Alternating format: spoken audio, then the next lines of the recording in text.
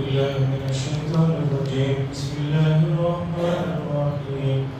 فاصبر على ما يقولون وسبح بحمد ربك قبل طلوع الشمس وقبل الغروب ومن الليل فسبحه وأدبار السجود واستمع يوم ينادي المناد من مكان قريب يوم يسمعون الصيحة بالحق ذلك يوم الخروج إنا نحن نحيي ونميت وإلينا المصير يوم تشقق الأرض عنهم سراعا ذلك حشر علينا يسير نحن أعلم بما يقولون وما أنت عليهم بجبار فذكر بالقرآن من يخاف وعيد.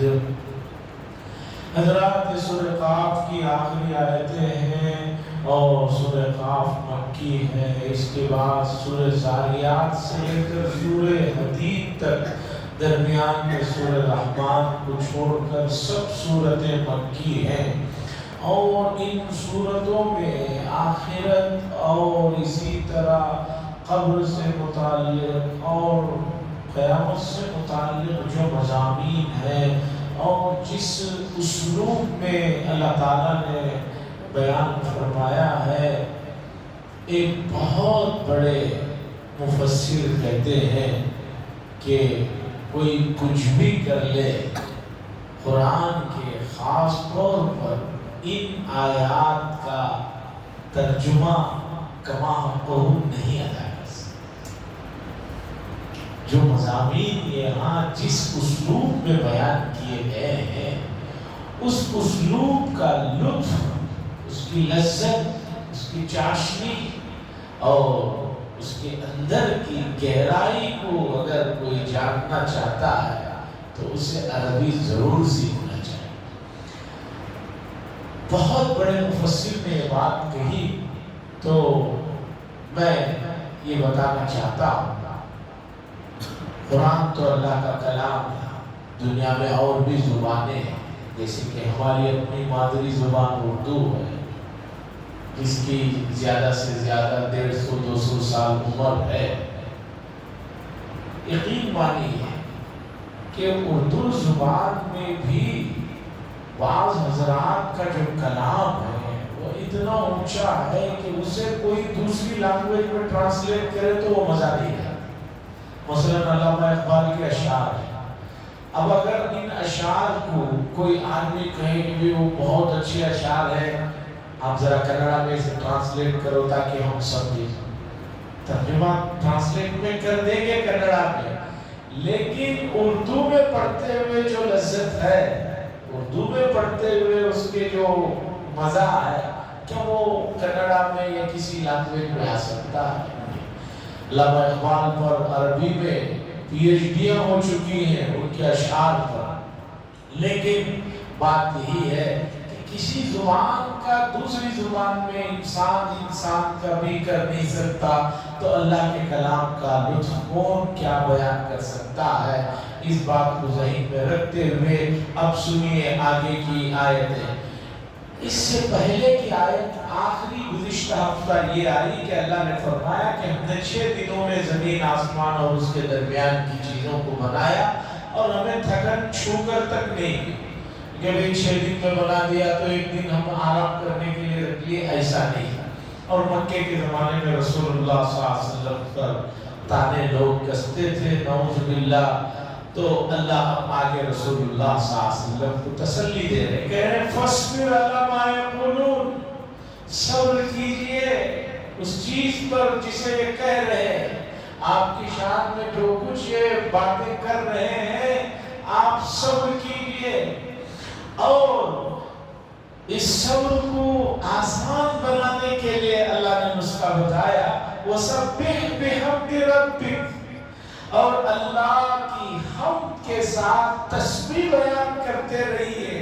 قبل طلوع الشمس، سورج کے نکلنے سے پہلے اللہ کی حمد اور اس کی تسبیح بیان کرتے رہیے. وقبل الغروب، اور سورج کے ڈوبنے سے پہلے بھی اللہ تبارک و تعالیٰ کی تسبیح بیان کرتے رہیے۔ صبر آسان کام نہیں ہے۔ صبر جو ہے وہ کوئی بہت آسان جوس نہیں ہے کہ آدمی پیا گٹگٹ اتر گیا۔ صبر جو ہے بہت کٹھن مرحلہ ہوتا ہے، اور اس مرحلے کو آسان کرنے کے لیے اللہ نے کہا کہ ایسے موقعوں پر اللہ کی تسبیح تحمید کرو گے تو صبر میں جو ہے آسانی ہو جائے۔ اور یہ مسئلہ صرف رسول اللہ صلی اللہ علیہ وسلم کے لیے نہیں ہے، آپ کے امتیوں کو بھی قیامت تک جب تک اللہ کا کلمہ پڑھنے والے ہیں ان کو یہ صبر کے گھونٹ پیتے رہنا ہے۔ ایسا نہیں ہے کہ کوئی آدمی اس سے مستثنا ہے کہ اسے کوئی بھی تکلیف ہی نہیں ہے، کوئی بھی شدت نہیں ہے، کوئی بھی پریشانی نہیں ہے۔ وہ تو صرف پاگل ہیں جن کو کوئی مسئلہ نہیں ہے، ان کو کوئی مسئلہ نہیں ہے، وہ مست ہے، پڑے ہوئے ہیں۔ باقی تمام انسان خاص طور پر کلمہ پڑھنے والے ان کو مراحل سے گزرنا پڑتا ہے۔ اللہ نے نسخہ بتایا کہ دیکھو بھائی اللہ کی تسبیح تحمید میں اپنے دماغ کو لگا لو تو تمہیں یہ مرحلہ آسان ہو جائے۔ سائیکالوجی کے جو ماہرین ہیں وہ بھی یہ کہتے ہیں کہ دماغ ایک وقت میں دو کام نہیں کر سکتا۔ اگر آپ صبر کے موقع پر ان تکلیفوں کو شدت پر ہی آپ دھیان رکھیں گے تو وہ اور تکلیف بڑھتی رہے گی۔ آپ نے فوراً اپنے دماغ کو اللہ کی تسبیح میں، تحمید میں اور اللہ کی بڑائی میں، عظمت میں لگا دیا، دماغ وہاں سے ہٹے گا، ادھر لگ جائے گا تو وہ مسئلہ خود بخود ختم ہو جائے گا۔ قبل طلوع الشمس، سورج کے نکلنے سے پہلے، مفسرین کہتے ہیں اس سے مراد فجر کی نماز کا ذکر ہے، چونکہ سورج نکلنے سے پہلے فجر کی نماز ہوتی ہے۔ یہ وقت خاص طور پر اللہ کو یاد کرنے کا ہے، تسبیح کرنے کا ہے۔ اس میں تہجد بھی آ جاتی ہے سورج نکلنے سے پہلے۔ تہجد کا تذکرہ اس لیے نہیں کر رہا ہوں کہ فجر ہی پڑھ لے تو بہت غنیمت رہتی ہے، حضرت کہہ رہے ہیں کہ بھئی تہجد بھی پڑھو۔ ارے بھئی یہاں فجر تو ہو نہیں رہی ہے، یہ تو تہجد کی بھی بات کر رہے ہیں۔ تو قبل طلوع الشمس میں فجر کی نماز ہے، وہ قبل الغروب، اور سورج کے غروب ہونے سے پہلے، سورج کے غروب ہونے سے پہلے میں ظہر اور عصر کی نماز آ جاتی ہے۔ ظہر اور عصر سورج کے غروب ہونے میں آتی ہے۔ وہ من اللیل، اور رات میں بھی اللہ کی تسبیح بیان کیجئے۔ سورج ڈوبنے کے بعد جس میں مغرب اور عشاء آ جاتی ہے، وہ من اللیل، اور رات کے حصے میں فسبحوا، اللہ کی تسبیح بیان کیجئے۔ وَأَدْبَارَ السُّجُودِ، اور سجدوں کے بعد بھی اللہ کی تسبیح بیان کیجئے۔ سجدوں کے بعد سے کیا مراد ہے؟ وَأَدْبَارَ السُّجُودِ، یعنی سجدوں کے بعد تسبیح بیان کیجئے۔ اس سے کیا مراد ہے؟ مفسرین نے لکھا ہے کہ سجدوں کے بعد کا مطلب ہے کہ فرض نمازوں کے بعد نوافل اور سنتوں کا بھی اہتمام کرو۔ مفسرین کہتے ہیں کہ ادبار السجود میں فرض نمازوں کے بعد تسبیح کا اہتمام کرو۔ سجدوں میں تو کر لی، اب سجدے ختم، نماز ختم، تو اس کے بعد بھی تسبیح کا اہتمام کرو۔ سبحان اللہ، الحمدللہ، اللہ اکبر، اور بھی جو اذکار احادیث میں آئے ہیں صبح شام کے، ان تمام اذکار کا آدمی کو اہتمام کرنا چاہیے۔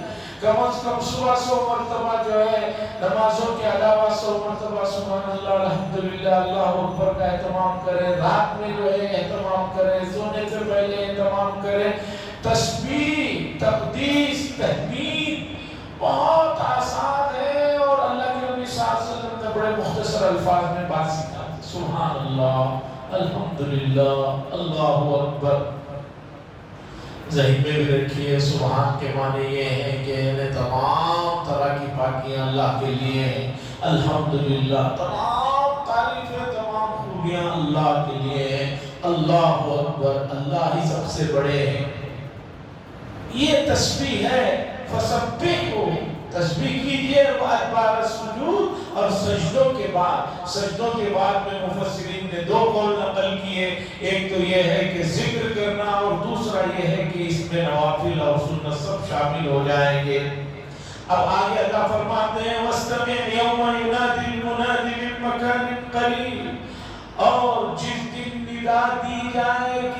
ندا دینے والے ایک قریبی جگہ سے یہ نفخہ ثانیہ دوسری مرتبہ سور پھونکنے کا ذکر ہو رہا ہے۔ پہلی مرتبہ جب سور پھونکا جائے گا تو پوری دنیا ختم ہو جائے گا۔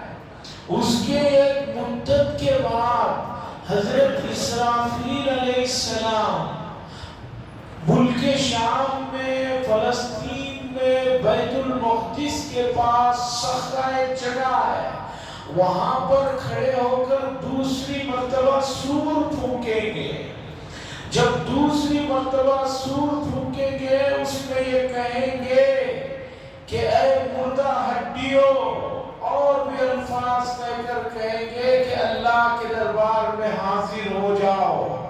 اللہ کہہ رہے ہیں کہ یہ ندا دینے والا ندا دے گا قریبی جگہ سے۔ کیا مطلب؟ بیت المقدس میں، مسجد بیت المقدس کے صخرہ کے اوپر کھڑے ہو کر جب اسرافیل علیہ السلام سور پھونکیں گے تو ایسا نہیں ہوگا کہ بھئی وہاں قریب کے لوگ سن لیں گے اور جو انڈیا میں لوگ ہیں یا انڈیا سے بھی اور تو جو ملک وہاں سے بہت دور ہیں ان کو سنائی نہیں دے گا، بلکہ اللہ تبارک و تعالیٰ کے اس آیت کے ذیل میں مفسرین میں لکھا ہے ہر مردہ آدمی اس آواز کو ایسے سنے گا جیسے اس کے کان میں کوئی کہہ رہا ہے۔ اتنا قریبی وہ آواز ہوگی۔ اسرافیل علیہ السلام کی جب یہ آواز دی جائے گی دوسری مرتبہ نفخہ ثانیہ، دنیا کے تباہ ہونے کے تقریباً 40 سال بعد جب وہ ندا دیں گے تو سب مردے نکل کر جو ہے اللہ کے دربار میں، یعنی حساب کتاب کا جو میدان ہوگا جو کہ ملک شام ہوگا، ملک شام سے مراد موجودہ فلسطین ہے، سیریا ہے، اسرائیل ہے، یہ سب ملک شام کہلاتا ہے، یہاں پورے دوڑتے ہوئے جائیں گے۔ اللہ آگے فرما رہے ہیں یوم یسمعون الصیحہ، اس دن سچ مچ کی آواز کو سنیں گے اور یہ بات حق ہے۔ ذالک یوم الخروج، اور وہ نکلنے والا دن ہوگا، یعنی قبروں سے نکلنے والا دن ہوگا۔ اس دن ایک ندا دینے والا یعنی حضرت اسرافیل علیہ السلام ندا دیں گے، سب بھاگیں گے۔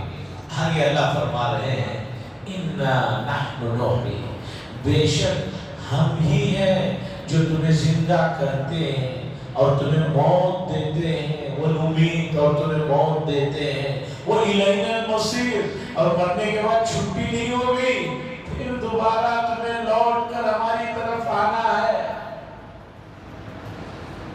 ایک بار جو ہے کوئی چیز ہو گئی تو اب آگے نہیں ہوگی، ایسا نہیں، دوبارہ لوٹ کر آنا۔ یوم تشقق الارض عنہم سراعا، اس دن زمین پھٹ پڑے گی اور لوگ اس سے نکل کر جلدی میں، جیسے کوئی جا رہا ہو جلدی میں، سب بھاگ رہے ہوں گے میدان حشر کی طرف۔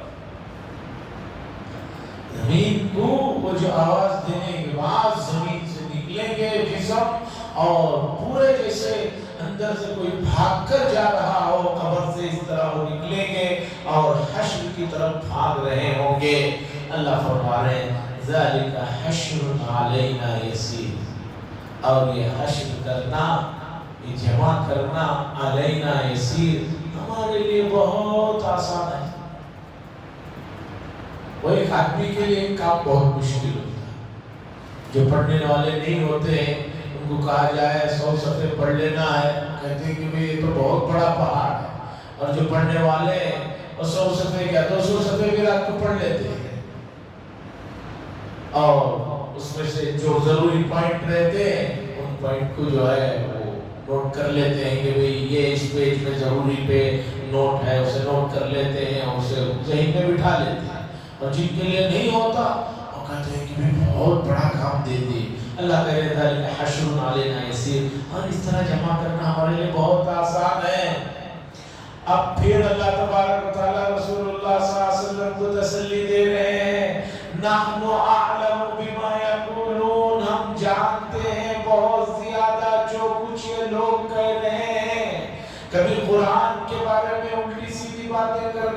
نبی آپ کی شان میں گستاخیاں کر رہے ہیں، وَمَا أَنْتَ عَلَيْنَا بِجَبَّارٍ، اور آپ ان پر مسلط نہیں بنائے گئے۔ اے نبی، ہم نے آپ کو صرف پیغام پہنچانے کے لیے بھیجا ہے، ان کو زور زبردستی اسلام میں لے کر آنا یہ آپ کی ذمہ داری نہیں ہے۔ یہ مضمون قرآن میں جگہ جگہ آتا ہے، اور قرآن میں کوئی مضمون بار بار آ رہا ہے تو اس پر توجہ دینے کی ضرورت ہے۔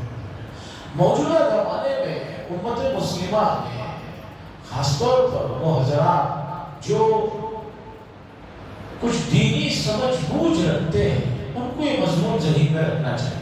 کیا ہمارا کام بات پہنچا دینا ہے، اب وہ نہیں مان رہا ہے تو اب مسلط نہ ہو جائے۔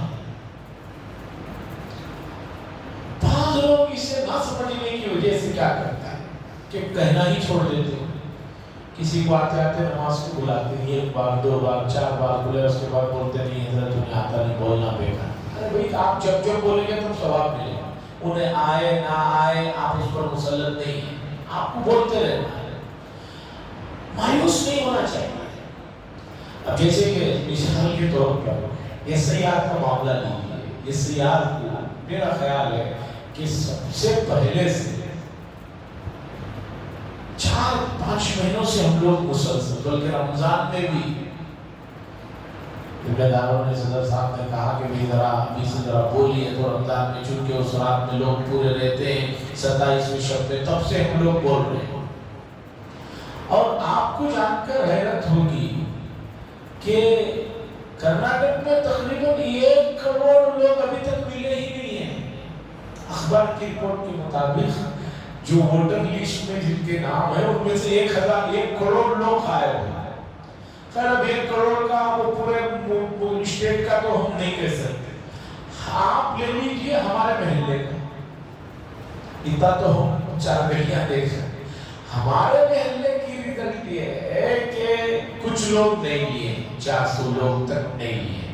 چلیے آپ مان لیجیے اس میں 400 بھی اللہ کو پیارے ہو گئے، مان نہیں سکتے، مان لیجیے، اور کیا کریں، کچھ لوگ دوسرے محلوں میں شفٹ ہو گئے، وہ بھی مان لیے، یہ خانہ مان لیا میں نے۔ ابھی جو 800 لوگ پیپر لیے ہیں، گزشتہ ہفتے تک اس میں صرف 200 لوگوں نے واپس کیا۔ 8-10 دن کی بات کہہ رہا ہوں کہ پیپر لے کر 10-15 دن ہو گئے، کوئی 20 دن ہو گئے، واپس کرنے والے 200 ہیں، ابھی 600 لوگوں کے کاغذات آنا۔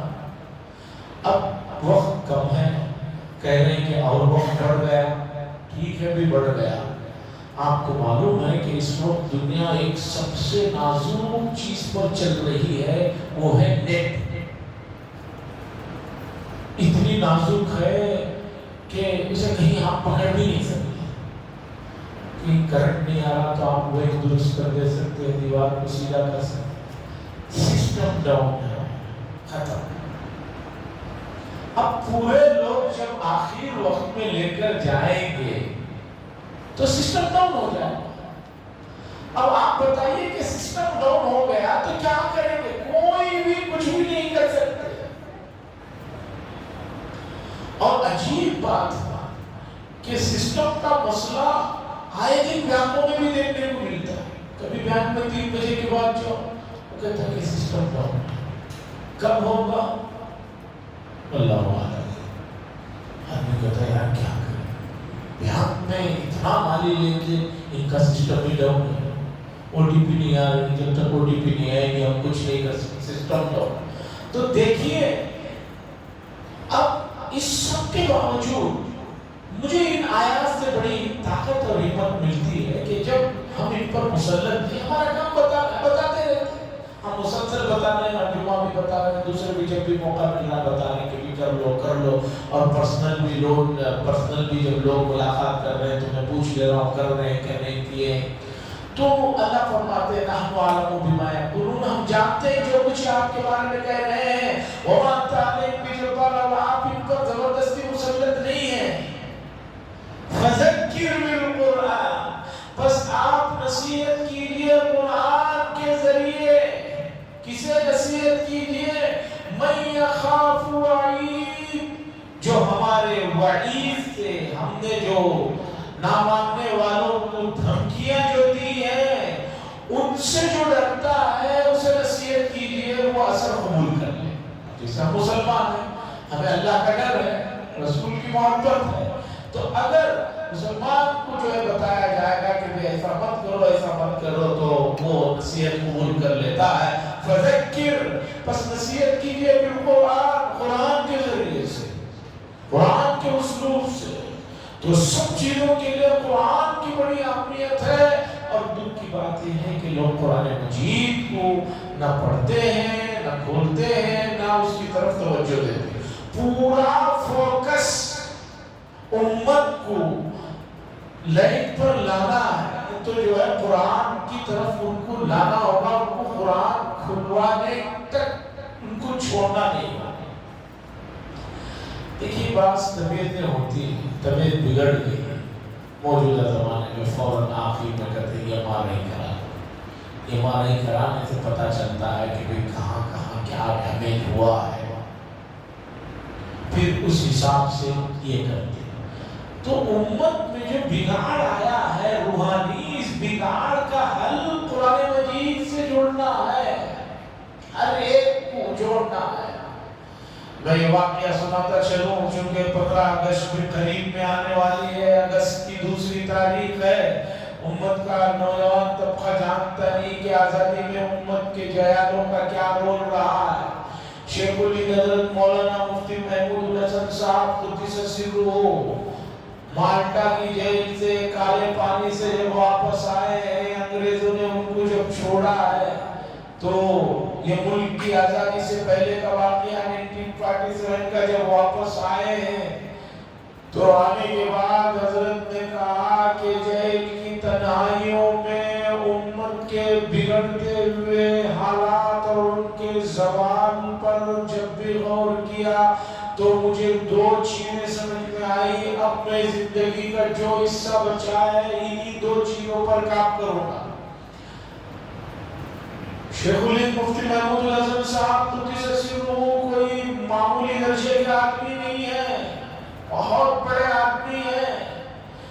مولانا حسین احمد مدنی جن کی دن رات خدمت کرتے تھے ویسے آدمی ہیں. لوگوں نے پوچھا حضرت کیا 2 کام کرنا ہے؟ حضرت نے کہا کہ پہلا کام یہ ہے کہ اب میں یہ عہد کر کے آیا ہوں کہ اب زندگی کا باقی حصہ کچھ بھی ہو جائے ہر آدمی کے قرآن کو لفظاً مانن قرآن کی تعلیم کو عام کرنا، لفظاً دیکھ کر پڑھنا سب کو سکھانا ہے، مانن اس کے جو معنی اور مفاہیم ہیں اس پر مجھے کام کرنا ہے. کچھ بھی ہو جائے قرآن کو پڑھنا سب کو آ جائے، ہر گھر میں بچہ پڑھنا جان لے، اس پر مجھے کام کرنا ہے اور آپ لوگوں کو بھی کام کرنا. اور دوسرا کام میں نے یہ عہد کر کے آیا ہوں دل میں کہ اب امت کو چھوٹی چھوٹی باتوں میں لڑنا اور جھگڑنا اور آپس میں فرقہ بندیاں کرنا یہ جب تک ختم نہیں کریں گے امت آگے جا نہیں سکتی. جن چیزوں میں عقیدوں کے علاوہ باقی چیزوں میں گنجائش ہو ان میں سختی کرنا بالکل حماقت ہے. امت یہ بات سمجھ لے کہ جن مسائل میں صحابہ میں اختلاف ہے ان مسائل کے پیچھے پڑھ کر امت کو اور تقسیم کرنا یہ صحیح نہیں ہے. میں یہ طے کر کے آیا ہوں اب اسی پر کام کروں گا. تو فذکر بالقرآن، اللہ کیا کہہ رہے ہیں؟ نصیحت کیجئے. اس کے ذریعے قرآن کے ذریعے سے. میں یہ خاف بھائی یہ تھی سورہ خاف کی آخری آیتیں. اب اس کے بعد سورہ زاریات شروع ہو رہی ہے. یہ سورت بھی مکی ہے اور اس میں بھی اللہ تبارک و تعالیٰ نے آخرت کے مسئلے کو بڑے ہی شاندار انداز میں تاکیدوں کے ساتھ سمجھائے ہیں. اسے سنیے. سورہ زاریات یہ مکی سورت ہے اور اس میں جو ہے 60 آیتیں ہیں، 3 رکوع ہیں اور 3 کم 70 آیتیں ہیں. 3 کم نہیں، اس میں 60 آیتیں ہیں. قرآن کی جو ترتیب ہے اس کے حساب سے اس کا نمبر 51 ہے، 51ویں نمبر پر ہے سورہ زاریات۔ لیکن نزول کے اعتبار سے حضور صلی اللہ علیہ وسلم پر جو 114 سورتیں نازل ہوئی اس کے اعتبار سے اس سورت کا نمبر 3 کا مصدر ہے۔ یہ بڑی اہم سورت، اللہ تعالیٰ نے اس میں قسمیں کھائی ہیں، اس کے بعد بات جو ہے بتائی ہے، اور اللہ تعالیٰ کو کوئی بات بتانے کے لیے قسم کھانے کی ضرورت نہیں ہے۔ نعوذ باللہ، اللہ تھوڑی جھوٹ بولتے ہیں، لیکن دنیا کے انسانوں کا مزاج ہے ان کو کوئی بات اہمیت اس کی دلانی ہو تو قسم کھانا پڑتا ہے۔ خاص طور پر عرب میں بات کو تاکید سے بتانا ہو تو قسم کھانے کا رواج ہے، ہمارے یہاں بھی رواج ہے، لیکن عرب میں بات کو پکی کرنے کے لیے قسم کھانے کا رواج ہے۔ تو اللہ تعالیٰ نے قسمیں کھا کر بات کو بتائی۔ کیا فرماتے ہیں؟ وَالزَّارِيَاتِ ذَرْوًا فَالْحَامِلَاتِ وِقْرًا فَالْجَارِيَاتِ يُسْرًا فَالْمُقَسِّمَاتِ أَمْرًا۔ یہ 4 چیزوں کی قسم کھائی ہے۔ آگے کیا چیز کے بارے میں بات کہنا چاہ رہے ہیں اس سے پہلے سنیں۔ وَالزَّارِيَاتِ ذَرْوًا، زاریات کہتے ہیں ان ہواؤں کو جو گرد و غبار کو اڑاتے ہیں۔ اس آیت کو ریگستان کے پس منظر میں آپ دیکھیے، ریگستانوں میں جب ہوائیں تیز چلتی ہیں، گرد و غبار اڑتا ہے، پہاڑوں کا لگتا ہے کہ یہاں سے لے کے آسمان تک، اوپر تک ایک سلسلہ کھڑا ہو گیا ہے۔ اللہ کہہ رہے ہیں قسم ہے ان ہواؤں کی جو گرد و غبار کو اڑانے والی ہے، فَالْحَامِلَاتِ وِقْرًا، اور ان ہواؤں کی جو بوجھل بادلوں کو لے کر چلتی ہے۔ کتنا بڑا بادل یہاں رہتا ہے، شام کا وقت بارش کے موسم میں دیکھیے اچانک بہت ہی دور چلا جاتا ہے، کیا وہ کم وزنی ہوتا ہے؟ کون لے کر جاتے ہیں؟ وہ ہوائیں لے کر جاتے ہیں۔ فَالْجَارِيَاتِ يُسْرًا، اور ان ہواؤں کی جو آسانی کے ساتھ رواں دواں رہتی ہے۔ ہوا اتنا بڑا کام کر رہی ہے، لیکن ہوا کو گزرتے ہوئے کوئی دقت نہیں ہوتی، بہت ہلکی چیز رہتی ہے، گزر جاتی ہے۔ فَالْمُقَسِّمَاتِ أَمْرًا، اور ان ہواؤں کی جو تقسیم کرنے والی ہے اللہ کے حکم سے۔ کیا تقسیم کرتی ہے ہوائیں؟ کہ بھئی اللہ کا حکم ہوتا ہے کہ فلاں علاقے کو بارش برسے، تو ہوائیں بادلوں کو پھوڑ دیتی ہیں، پھر وہاں سے بارش پڑتی ہے اس علاقے میں، ادھر کبھی ادھر۔ اور اب تو بنگلور میں ہی ایسا ہوتا ہے کہ یہاں آئے تو پتہ چلا کہ بارش پڑ رہی ہے، جس محلے سے ہے بارش ہی نہیں ہے، کہیں بارش پڑ رہی ہے کہیں۔